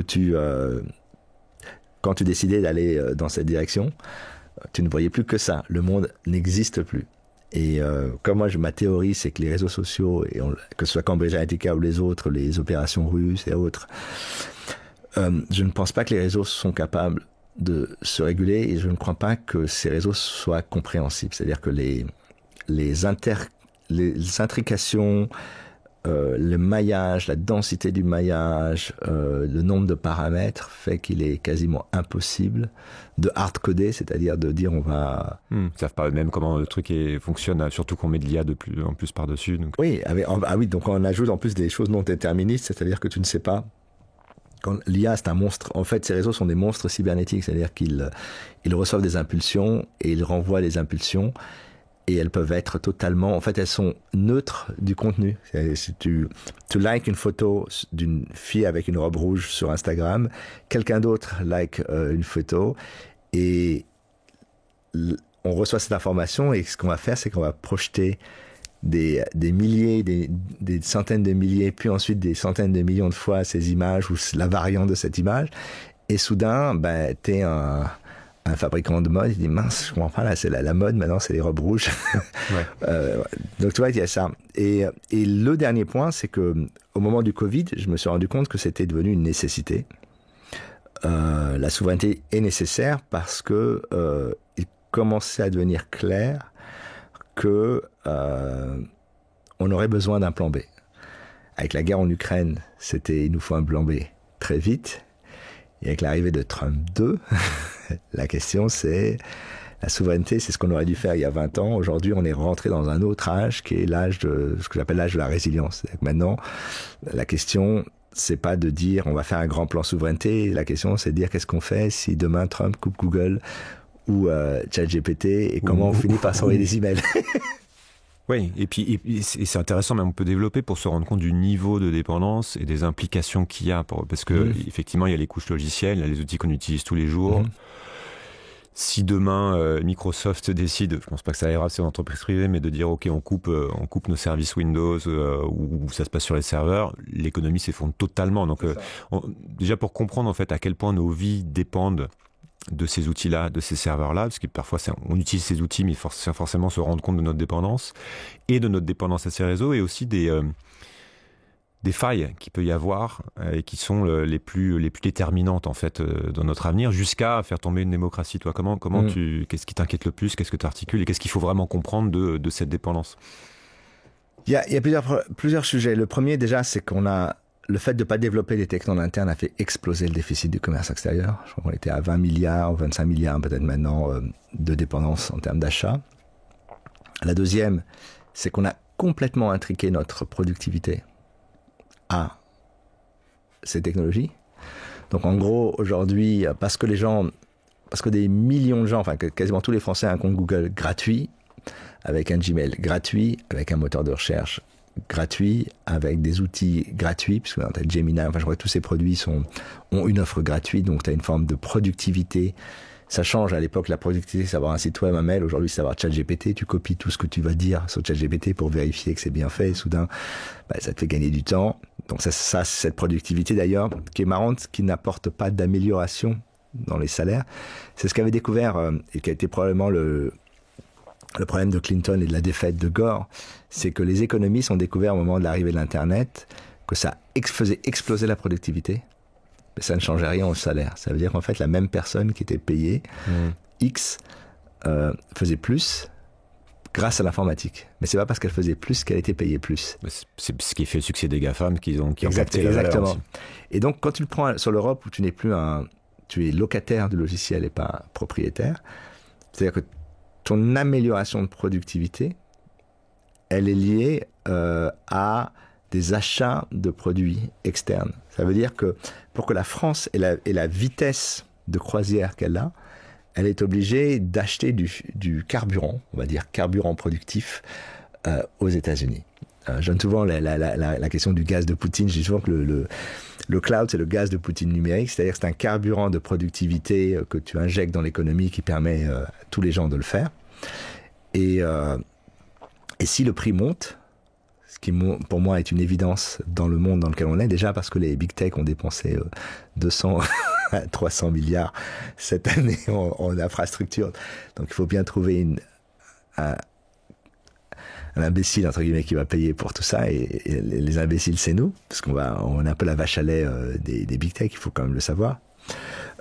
Et la deuxième chose, si tu veux, c'est que si cette productivité est liée à une augmentation de prix, ça va coûter plus cher, et donc en fait, les bénéfices de la productivité vont baisser. En gros, toutes les startups qui dépendent d'Amazon aujourd'hui, qui sont ric-rac pour être une licorne, parce qu'elles sont ric-rac au niveau de leurs revenus. Si les prix de cloud augmentent, elles reviennent en déficit. Donc en fait, tout le travail que tu as fait pour dire à tes investisseurs, dans 1 an on est rentable, je vous promets, on sera rentable, ce ne sont plus là.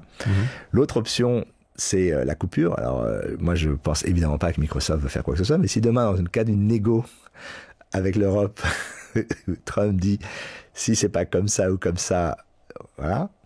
Et puis, à côté de ça, tu avais un autre point que je trouvais assez drôle, c'est que pendant longtemps, on n'a pas voulu taxer les GAFAM parce qu'on a dit si on les taxe, il y aurait on aura des problèmes avec le monde de l'agriculture, avec le monde de les vins, les spiritueux, enfin tous les fromages, enfin tout ce qu'on pourrait être la contre-taxe.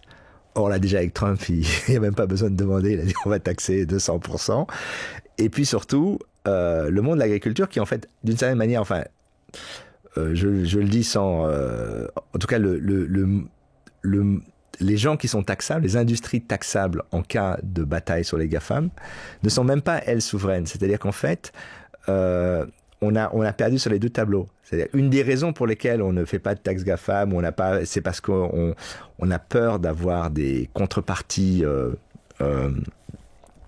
une contre-attaque des US sur certaines industries, et ces industries qui sont finalement la raison pour laquelle on ne fait pas ça, elles-mêmes sont en fait n'ont aucune vision souveraine. Je pense à l'agriculture, même la santé, plein de choses. Et donc en fait, ce qui est fascinant, c'est que on est dans une situation où on est totalement bloqué parce que la productivité est liée à l'usage de ces technologies, que désormais les acteurs qui nous les fournissent, non pas les acteurs, mais parce que moi je différencie les GAFAM de Trump. Trump dit je vais vous utiliser comme levier de négociation, donc ça veut dire que tout le monde est en panique en Europe. Et puis la troisième chose, qui est dont on parlera peut-être, qui est le fait que si les États-Unis se rapprochent de la Russie, alors à partir de là, tu es dans l'impensé total. Et tous les gens qui pensaient que c'était normal de faire des choses sont en train de se dire mais il nous faut une solution d'urgence.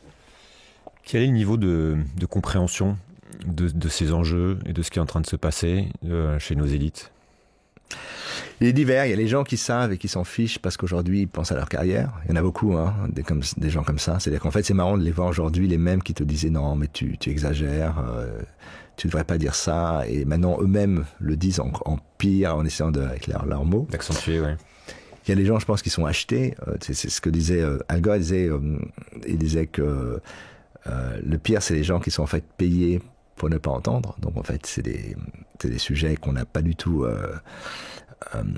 Et puis il y a des gens en fait qui n'ont pas encore compris, qui sont dans le lifestyle d'avant, de la tech, c'est cool, c'est sympa. Et je pense qu'il y a beaucoup d'entrepreneurs dans la tech qui n'ont pas compris que l'époque où c'était cool, c'est l'époque où je faisais NetVibes, on faisait des choses innovantes et on faisait pas n'importe quoi. Et puis à un moment où en fait, c'est pas que les startups faisaient n'importe quoi, c'est qu'on est passé dans la logique des licornes, des débats complètement délirants. Et avec un switch sur la société où désormais tu es du mauvais côté de l'histoire. Et la plupart des gens qui n'ont pas compris ça et qui n'ont pas changé leur discours, et donc c'est des gens qui sont nostalgiques d'un passé qui n'existera plus. Aujourd'hui, c'est-à-dire le mauvais côté de l'histoire, quand... par rapport à cette idée de manipulation, du profit avant tout, au détriment de la qualité de la société, etc. Du fait que pour beaucoup de gens, désormais, la tech détruit le monde. Elle détruit psychologiquement les gens.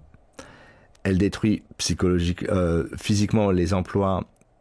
Elle prend l'énergie. Demain, la question qui va se poser avec l'énergie, c'est est-ce qu'on prend de l'énergie aux villes et aux entreprises pour faire de l'IA et autre chose ou pas?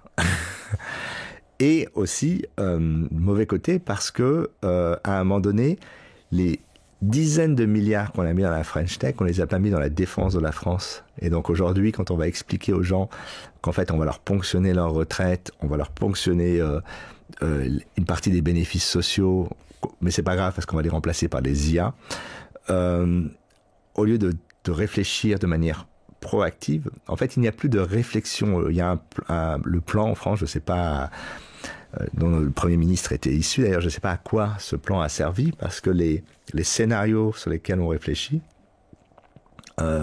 sont des scénarios qui étaient hautement prévisibles. Ce qui est drôle, c'est que la raison pour laquelle j'ai fait Cybernetica, c'est qu'en 2019 ou 2020, début 2020, j'étais invité à une conférence et je parle du fait qu'il y a une possibilité dans la guerre cybernétique actuelle de casser les câbles sous-marins. Quand la guerre en Ukraine arrive, je reçois un coup de fil d'Élysée, on aimerait bien vos slides que vous aviez fait 2 ans plus tôt. Je dis ok, mais je vous préviens, je suis pas un spécialiste. Et en fait, je me suis rendu compte que c'est pour ça que je parle maintenant de l'ère de l'impensé.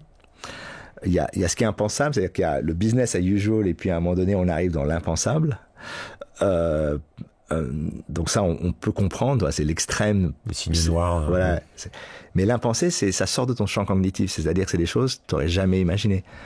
Quand tu parles, je donne des cours de temps en temps à l'IHEDN avec des gens qui travaillent dans les services dits de renseignement, où les militaires, tu leur dis, le type qui avait proposé qu'il y ait une alliance cyber entre la Russie et les États-Unis est de retour chez Trump, et que cette problématique, qui d'ailleurs a été annoncée plus ou moins arrive, qu'est-ce que vous faites? Et en fait, les gens se disent, nous, ça fait depuis la Deuxième Guerre mondiale qu'on échange des choses avec les services américains, que les Canadiens font la même chose, ce qu'on appelle le Five Eyes, en tout cas pour les pays anglo-saxons. La France, l'Allemagne, le Danemark, tous ces pays font ça, on échange des informations. Alors, c'est des partenaires, mais en même temps des compétiteurs, mais les pays savent faire ça. Mmh. Et là, soudain, les gens se disent, est-ce que je donne les infos à qui elles vont? Et donc, et si j'héberge mes données sur des services soumis au Cloud Act, qui va les utiliser? Pourquoi? Donc en fait, on est rentré dans une ère impensée. Et pour poser la question, pour moi, les élites sont catastrophiques dans leur gestion des 10 dernières années, parce que tu dois toujours, et moi je me suis toujours battu pour ça, c'est à minima, t'as la doxa, et t'as le plan B. Dans le film la World War Z, on disait toujours la théorie du 10e homme. Quand 9 personnes pensent quelque chose, la mission de l'un d'entre eux, c'est de penser exactement l'inverse. J'ai un peu l'impression d'avoir été, non pas le 10e, mais le millionième, puisque je sais pas combien. Il n'y a pas de plan B aujourd'hui. Il n'y a pas de plan B. Si demain il y a des coupures, il n'y a aucun plan. Mais de toute façon, quand tu vois que le Covid, qui était quelque chose d'autrement prévisible, puisque les pandémies font partie des régaliennes, et qu'on a dû s'appuyer en urgence sur Doctolib. On n'avait pas de masque, pas de gel, pas de solution pour donc des choses qui sont dans le processus. On n'a pas appris, quoi. Non, parce qu'en fait, je pense qu'en France, on a un vrai sujet, c'est qu'on a mis à des postes à responsabilité des gens qui veulent le bénéfice du poste. Sur LinkedIn, tu fais un joli poste, mais qui ne veulent pas les responsabilités du poste. Quand tu es patron d'une agence de santé et qu'il y a la pandémie, t'as le pire job du monde. Personne. Mais en même temps, t'as voulu être patron. Quand tu t'occupes de la planification, alors dans le monde militaire, je mets de côté parce qu'il y a des gens qui réfléchissent à ça, mais dans le civil, même ministère de l'Intérieur, un peu partout, ton rôle, c'est de te dire, si ces problèmes arrivent, qu'est-ce que je fais? Parce que si des choses arrivent, tu peux pas regarder derrière toi en disant, ah mince, c'est moi, c'est à moi que vous demandez ces choses. Et donc il y a un vrai problème d'anticipation. On ne sait plus faire de l'anticipation stratégique, et surtout on n'a pas appris à faire de l'anticipation en comprenant ce que tu disais tout à l'heure, et ce que tu dis bien d'ailleurs dans tes podcasts, qu'il y a une problématique politique. Les gens ont changé, donc ils ont des opinions différentes, ou en tout cas s'ils les avaient, ils les expriment publiquement, que la balance des pouvoirs a changé, et qu'aujourd'hui on est une proie dans cet univers et donc le discours qu'on pouvait avoir en 2019 ou en 2015 ou en 2005 ne peut pas être le même. Et d'une certaine manière, moi j'ai pris conscience de cette évolution. J'ai toujours pensé en tant qu'entrepreneur qu'on pouvait construire. Moi j'ai toujours pensé que pour 500 millions, avec des logiciels libres, parce que tu as toutes les briques, après il faut construire des produits. Tu regardes ce qu'a fait Proton, qui a fait une entreprise qui est géniale.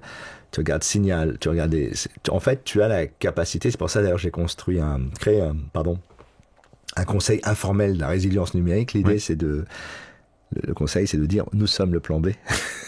Oui, c'est ça. Alors, qu'est-ce qu'il faudrait faire? Quelles sont toi tes réflexions par rapport justement à ce conseil et les gens que tu regroupes aussi autour de ça? Qu'est-ce qui devrait être mis en place rapidement en théorie et par quoi ça devrait passer? Alors, au niveau de l'État, c'est compliqué parce que j'arrive pas c'est très difficile de faire un assessment de ce qui existe. Mais moi déjà, je crois plus à la souveraineté numérique, je crois à la souveraineté numérique personnelle. Et je crois à la résilience numérique personnelle. C'est-à-dire, je pense qu'on est entré dans un monde où, c'est pas nouveau, enfin quand je dis on est entré, ça fait un petit moment, où quand tu es scientifique, moi j'ai une formation scientifique, ou quand tu as une formation, on va dire, de quelqu'un qui a été éduqué dans l'idée que tu apprends et tu apprends des autres et tu réfléchis. Le monde aujourd'hui est très douloureux. Tu allumes la télé, même les émissions dites de réflexion, c'est douloureux. Donc on est dans un environnement qui devient de plus en plus compliqué et difficile. Donc il faut déjà, je pense à titre personnel, se dire je ne suis pas ça. Voilà donc il faut faire ce travail pour se rappeler qui on est. Moi je suis quelqu'un qui est, c'est la science. J'ai pas une foi absolue dans la science, mais je sais que la science, c'est aussi la preuve scientifique. Donc, on ne peut pas énoncer quelque chose, ça va être reproduit plusieurs fois. Tu as une vision très intéressante que la science, c'est pas du marketing. Et aujourd'hui, ce que je vois avec Elon Musk, c'est qu'en fait, il marketait la science, alors qu'il n'est pas de formation scientifique. Je le dis, c'est plutôt un commercial qui a des dons techniques. Steve Jobs avait ça aussi, mais Steve Jobs avait quelque chose d'intéressant, c'est qu'il a toujours été très privé. Il a jamais... il était démocrate, mais il a jamais commencé à expliquer aux gens comment ils devaient penser politiquement. Il a toujours dit, je vais concentrer Mais non, c'est la première chose, c'est soi. Ensuite, il y a son environnement numérique. C'est-à-dire qu'il faut partir du principe que tout ce que tu disposes, tes données, tout ce que tu possèdes, c'est plutôt bien d'avoir un backup, de faire des backups de ton Twitter, de ton Facebook, de tous les services. À un moment donné, une fois que tu auras les données brutes, tu pourras peut-être les réexploiter. Moi, je regarde de plus en plus la question des IA personnelles, c'est-à-dire d'avoir une IA que tu fais tourner sur ton ordinateur plutôt que, même si aujourd'hui, pour l'instant, ce sont des outils très, avec des très faibles niveaux d'attraction. J'envoie un texte sur GPT, je le cut and paste, je le mets sur Claude, et si c'est un gros texte, je le mets sur Gemini. En fait, t'as pas de loyauté pour l'instant, il n'y a pas de... C'est ça qui est curieux, en fait. Le cut and paste et l'interopérabilité dans les services d'IA aujourd'hui. Donc, réfléchir à ça. Et puis ensuite, il y a effectivement la question de la manière dont tu veux fonctionner dans l'ère post-sociale, post-mobile dans laquelle on est. Ça veut dire que tu dois partir du principe que tu dois rééquilibrer ta vie entre ce qui est numérique. C'est marrant parce qu'on est tous les deux sur du papier. Moi, j'aime bien repartir du papier. En fait, l'IA m'a permis de revenir au papier. Okay. Comme je peux parler et transcrire, et j'ai plus besoin de taper, et que la transcription marche de mieux en mieux, on va dire, je suis revenu à un système où ralentir. Et ce que je disais tout à l'heure, j'avais parlé du slow web, il y avait la transparence, il y a le fait que il y a aussi cette idée de la non-manipulation. Donc, il faut partir du principe que la technologie désormais on avait le nudge et la manipulation soft. Là, on va rentrer dans la manipulation hard. Par exemple, donne un exemple, X, quand tu as le For You et que maintenant tu cliques sur le For You et que tu n'as que des trucs extrêmes. Donc, ça t'est imposé. C'est-à-dire que quand tu vas sur Twitter, tu peux pas aller sur ton... Normalement, la règle de base quand tu fais un logiciel, c'est quand tu as choisi un paramètre, quand la personne revient, c'est le paramètre que tu as choisi. Donc moi, quand je mets My Feed, je voudrais revenir sur My Feed. Je veux pas revenir sur For You. Là, c'est forcé. Ouais. Donc voilà, tu as des choses comme ça. Et tu as aussi un point important, c'est quitter. La question qu'on doit se poser aujourd'hui, c'est quels sont les services que je dois quitter et comment quitter les services, parce que c'est devenu impossible de quitter les services. D'accord, donc c'est intéressant. On pourra redévelopper là-dessus sur les conseils que tu peux avoir aussi pour les individus, parce que il y a pas mal de choses à mettre en place. Mais donc ton diagnostic, c'est plutôt de dire que en fait c'est trop compliqué de sortir, de construire cette souveraineté maintenant, que ça prendrait trop de temps, et que par rapport à ce qui est en train de se jouer, on est un peu démuni en tant que non, c'est pas exactement ça. Non, c'est pas exactement ça. Ce que je dis, c'est que tu sais, là, quand on prend l'avion, qu'on te dit tu dois d'abord mettre ton masque avant de mettre le masque. D'accord, on va commencer par soi et voilà, après. C'est-à-dire qu'il y a deux tempos. Il y a un tempo immédiat qui est s'occuper de soi tout de suite. Ok. Quand je dis soi, c'est soi, sa famille, son entreprise, enfin une entité dans laquelle tu as la main, quoi. Exactement. Et ensuite, il y a évidemment ce travail de construction. Alors, quand tu vois la façon dont l'Ukraine a dû, je vois dans les drones, j'avais rencontré des gens qui me disent maintenant ils utilisent des trucs en plastique, moulés, faits sur place. Le drone coûte moins de $500. De toute façon, le drone va au carton, donc et qu'en France on les fait à 10 000 ou un peu plus, et qu'aux États-Unis c'est à peu près les mêmes tarifs. Tu te rends compte que la nécessité est la mère de toutes les inventions, et que dès qu'on va se retrouver dans le dur, là on va devoir avoir les gens qui savent faire des choses. Et quand j'ai dit que je faisais un conseil informel, en fait c'est intéressant parce que des gens de plein de profils, du monde cyber, de la tech, même des politiques, des gens qui s'intéressent, mais qui comprennent qu'il y a un moment où en fait ta capacité de faire dépasse ta capacité de dire, et donc on va basculer comme dans le Covid, hein, tu te rappelles les gens qui étaient les soignants, les gens qui ce qu'on appelait les frontline, qu'on a totalement première ligne. Eh ben la frontline, moi c'est drôle, je vais donner une anecdote. J'étais invité à un Catch the Flag, c'était un grand concours où plein d'équipes cyber se battent. Et j'étais avec un patron local du MEDEF et je faisais la keynote c'était en Bretagne. Super endroit, super équipe et tout. Et la personne me regarde et dit c'est quand même intéressant, hein, tous ces jeunes et tout. Je lui dis, vous avez pas compris. En fait, s'il y a une guerre cyber en France, c'est ça la première ligne. C'est eux. Et personne d'autre qui sera capable de défendre. Et là, il m'a regardé avec un espèce de regard et je pense qu'il a ça a recetté et qu'il s'est dit effectivement, c'est les compétences. Il y a des gens qui ont des compétences extraordinaires qui ont été mises sur le côté. Je pense que ce qui va se passer avec la résilience, moi j'ai une théorie assez simple. Des gens comme nous avons réussi professionnellement parce qu'on a compris que l'Internet allait changer les choses. Et parce qu'on s'est intéressé à ça, parce qu'on a compris ça, on est monté dans les organisations, on a eu les carrières qu'on voulait. Aujourd'hui, l'incertitude et la résilience, c'est la même chose. C'est-à-dire qu'on est dans un monde où l'Internet n'est plus un Internet de paix, c'est plus life is beautiful. C'est que des problèmes. D'ailleurs, quand tu es une boîte, les problèmes vont passer par l'Internet, que ce soit la désinformation, des guerres narratives, épistémiques, etc. Et si tu veux, les gens qui comprennent ça, et c'est pour ça que je m'adresse à ces gens-là, sont les gens qui vont devenir demain c'est pour moi un DSI, un RSSI, ouais. Tout ce qui était direction informatique, sécurité, qui sont des postes importants, vont évoluer vers ce que j'appelle un Chief Resilient Officer, c'est-à-dire la personne qui devient le point d'entrée pour gérer les problèmes en day-to-day, qui est à la fois un fixeur, mais qui est quelqu'un qui a une compétence technique et évidemment managériale, parce qu'une grande partie des problèmes de résilience, c'est de travailler avec l'équipe que tu as. Parce qu'il y a l'équipe que tu aimerais avoir et tu as l'équipe que tu as pour régler les problèmes. Qu'est-ce que change l'IA dans tout ça ? Effectivement, on en a beaucoup. Il y a plein d'aspects, il y a plein de manières différentes de parler de ce qui se joue en ce moment, mais je sais que c'est un des sujets qui te préoccupe, notamment par rapport à ce qui se joue autour de... Et tu avais un peu parlé de la manière dont on voit le monde, de nos consciences, de notre rapport au monde en général, de notre cognition. Voilà. Qu'est-ce que ça vient ajouter comme brique ? Est-ce que c'est juste un truc en plus ou c'est vraiment quelque chose qui change complètement la donne ? J'ai toujours pensé que l'IA, c'est une technologie militaire à la base, qui a des potentialités civiles et que déjà, c'est un outil, je pense qu'il a fallu 2 ans pour véritablement l'appréhender. Moi, mon co-founder de Jolly Cloud, Romain, qui est maintenant chez OpenAI, m'a dit à un moment donné, tu devrais vraiment passer du temps et ne plus voir GPT comme un chatbot, mais comme un coach, pardon, comme un partenaire un best buddy avec qui tu peux discuter, interagir. Par lui comme comme à quelqu'un qui travaille avec toi. Et j'ai commencé à apprendre, à reformaliser. Depuis, Cybernetica, j'ai plusieurs agents qui travaillent, qui collectent.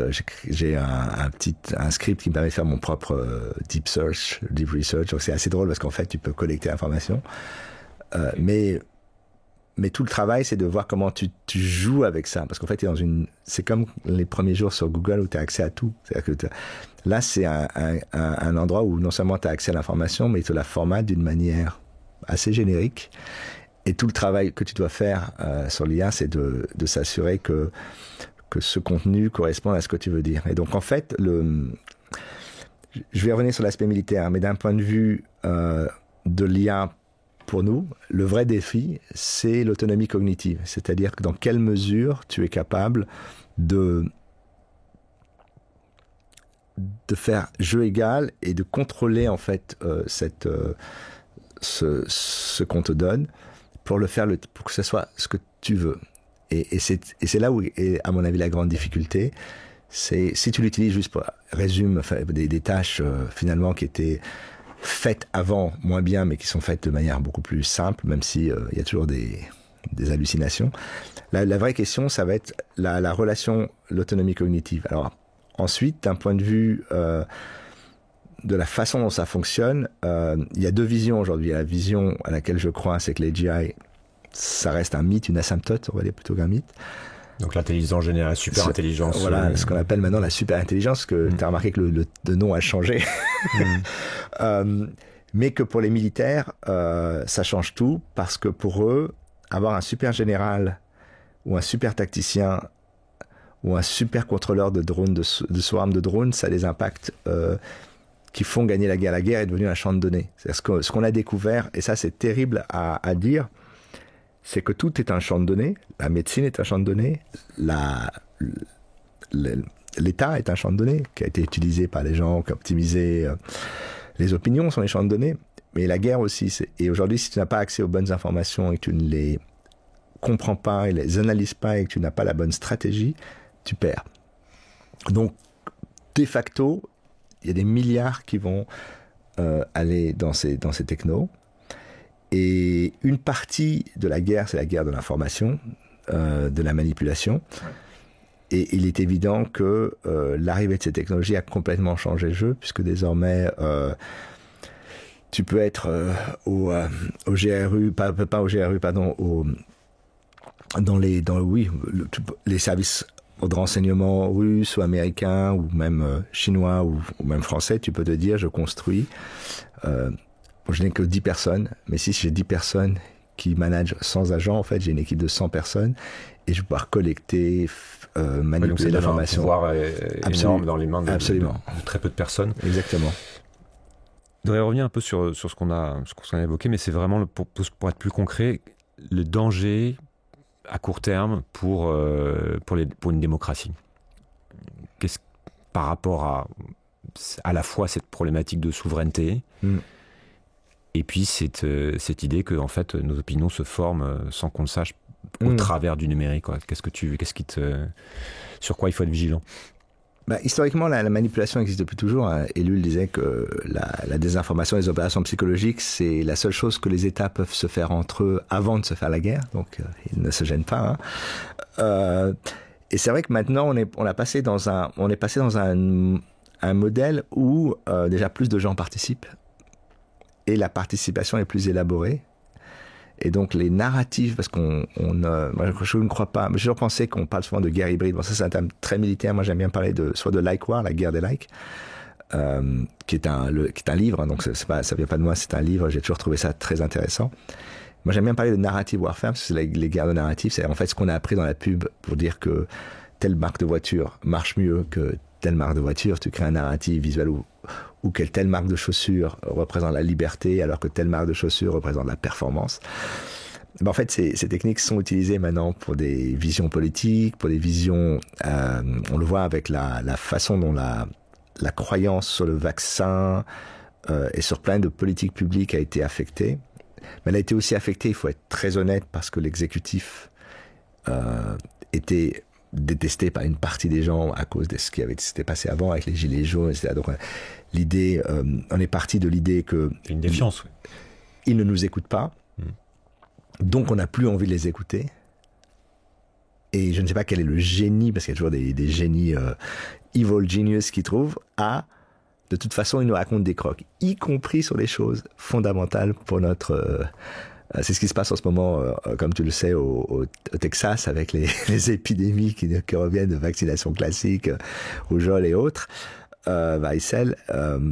Et tu te dis, effectivement, on est capable de construire des narratifs construits extrêmement puissants. On est passé à du Bernays as a service, quoi, dans une logique extrêmement... parce que c'était quand même le génie il voulait pas appeler ça propagande, donc il a appelé ça relations publiques, de créer des narratifs culturellement durs. C'est quand il propose aux femmes de fumer en forme de rébellion. En fait, ce qu'il veut, c'est leur vendre des cigarettes. Et il a construit le narratif de la liberté donc les femmes ne pouvaient pas fumer en public. Et en libérant cela, soudain, en fait, il a libéré un marché. La cigarette, c'est la liberté. Voilà. Et, on est dans un modèle très orwellien aujourd'hui. Et donc ça travaille. Moi, j'ai jamais cru aux attaques massives. Alors, elles existent, mais je crois qu'il y a plutôt des attaques cognitives qui marche. Et là, pour moi, la prochaine étape, j'écris là-dessus, c'est ce que j'appelle la guerre épistémique, c'est-à-dire que pour l'instant, l'idée, c'était de s'ingérer dans les débats politiques. Donc, typiquement, n'écoutez pas l'exécutif, il vous ment, y compris sur les sujets importants pour votre propre santé.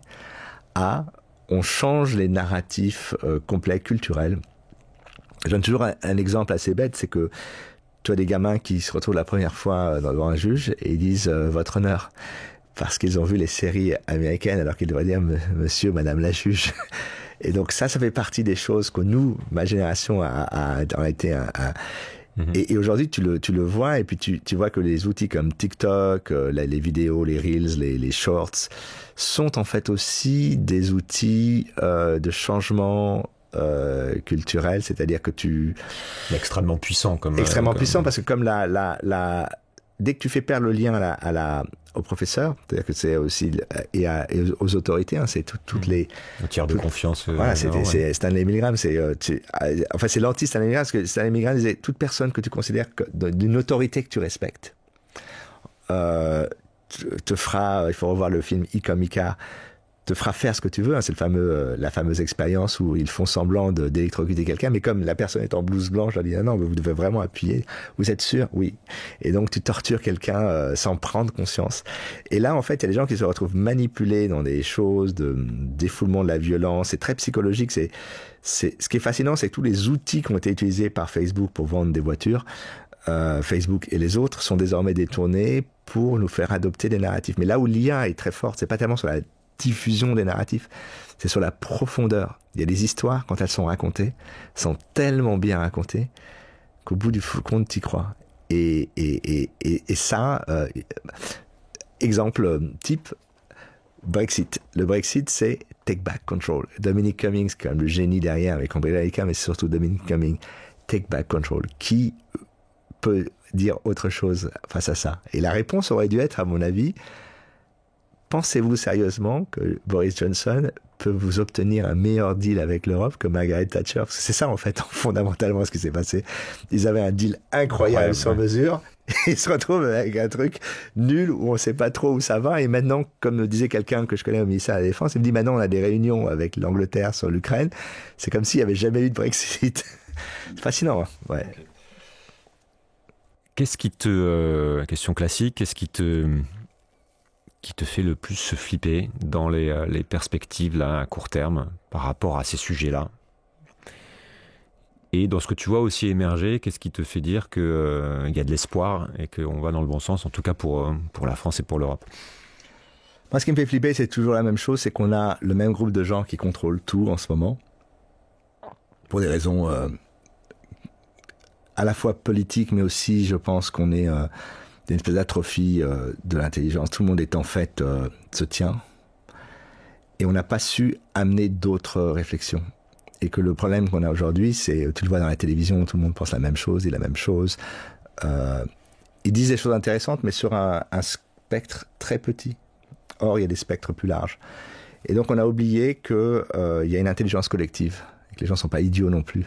D'ailleurs, les gens ne sont pas idiots, puisque quand ils voient que on a un rétrécissement des discussions, ils ne n'écoutent plus. C'est pour ça que les podcasts cartonnent, c'est que les gens veulent entendre. Moi, j'ai toujours cru, et c'est ce que je pense avec Cybernetica, que les gens sont intelligents.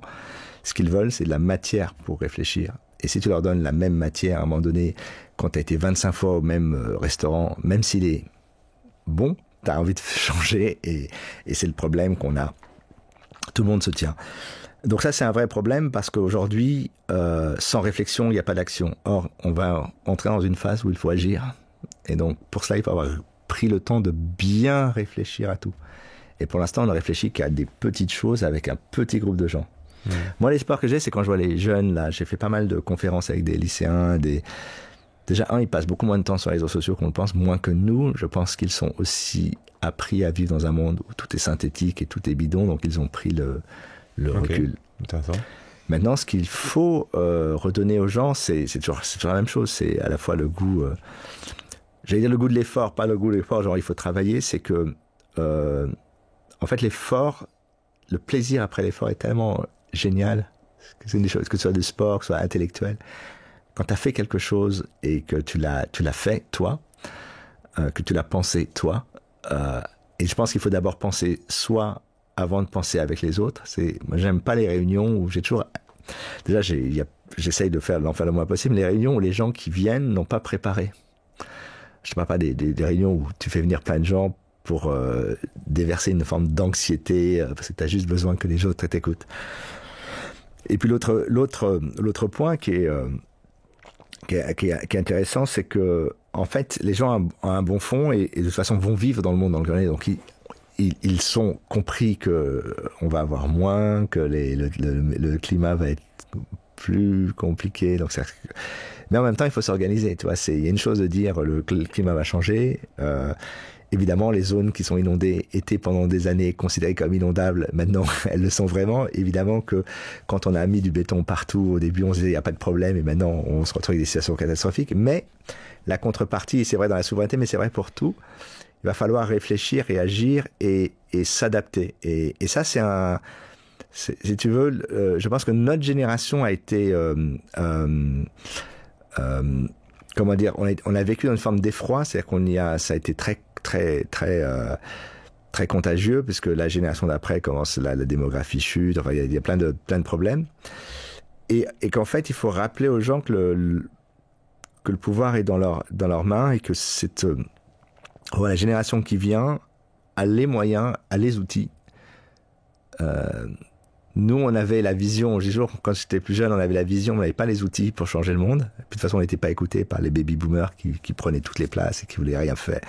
Moi, je suis une génération où, en fait, on aurait dû être bien plus tôt. C'est pour ça que j'adore l'Internet, parce que c'est le seul moyen, c'est le seul moment où on a pu dire, en fait, vous êtes... on vous attend pas, oui.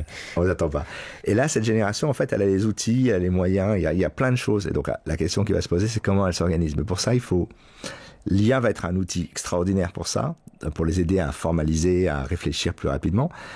Mais maintenant, c'est l'inverse, c'est qu'ils ont les outils et maintenant, il faut retrouver la vision, Okay. Voilà. Si tu étais au bon endroit, je ne sais pas si c'est ministre, puisque je t'ai entendu dire aussi qu'il n'y avait pas forcément de ministre avec les bons niveaux de responsabilité, etc., mais qu'en situation de vraiment changer structurellement les choses, ça serait quoi à prioriser, quoi à mettre en place rapidement pour accélérer cette résilience sur les sujets notamment de numérique clé? C'est compliqué parce que je pense que les services de l'État sont un peu en souffrance. Alors il y a des services très efficaces qui n'ont pas assez de budget. Il y a des endroits où en fait les gens ont les budgets et le pouvoir, mais pas forcément la légitimité ni la compétence. Je pense j'ai toujours pensé, alors il y a deux visions dans la politique. Il y a la vision qui dit si tu fais la bonne structure, tu vas résoudre le problème,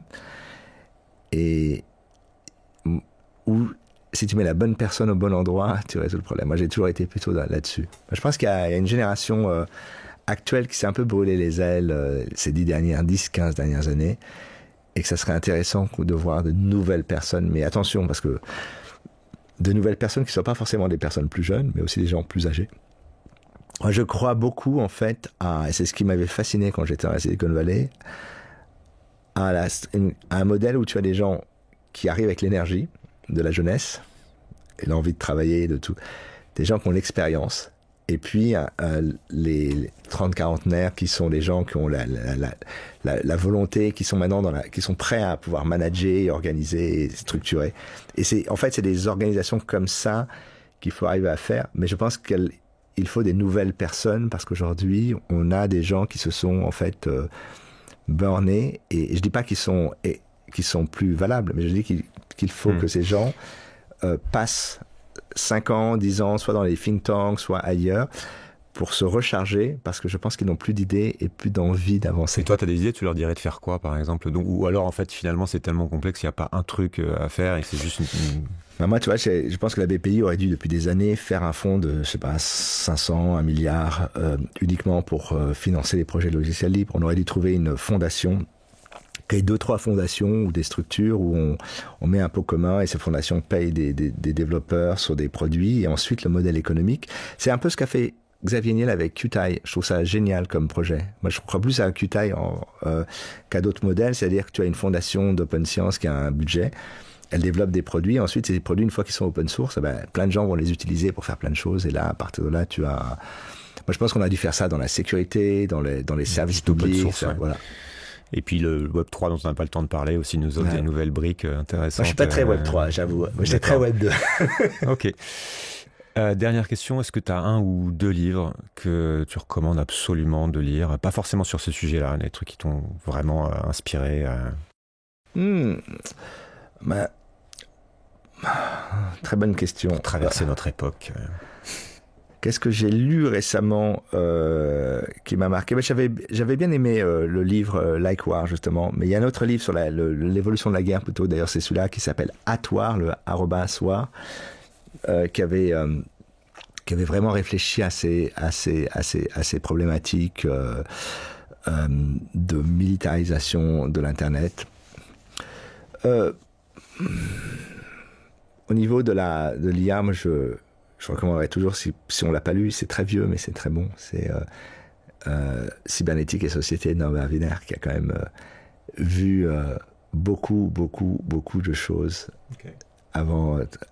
Il avait compris une chose, c'est que si l'homme construit une machine qu'il contrôle, l'inverse serait possible. Et je crois qu'il a écrit dans les années 40, 48, 50. C'était juste incroyable. Et j'ai toujours cru à un moment donné que la machine, parce que j'ai eu la chance de trouver ce bouquin dans la bibliothèque de mon père quand j'étais tout jeune et je l'avais dévoré. Voilà. Merci beaucoup, Tariq. Merci.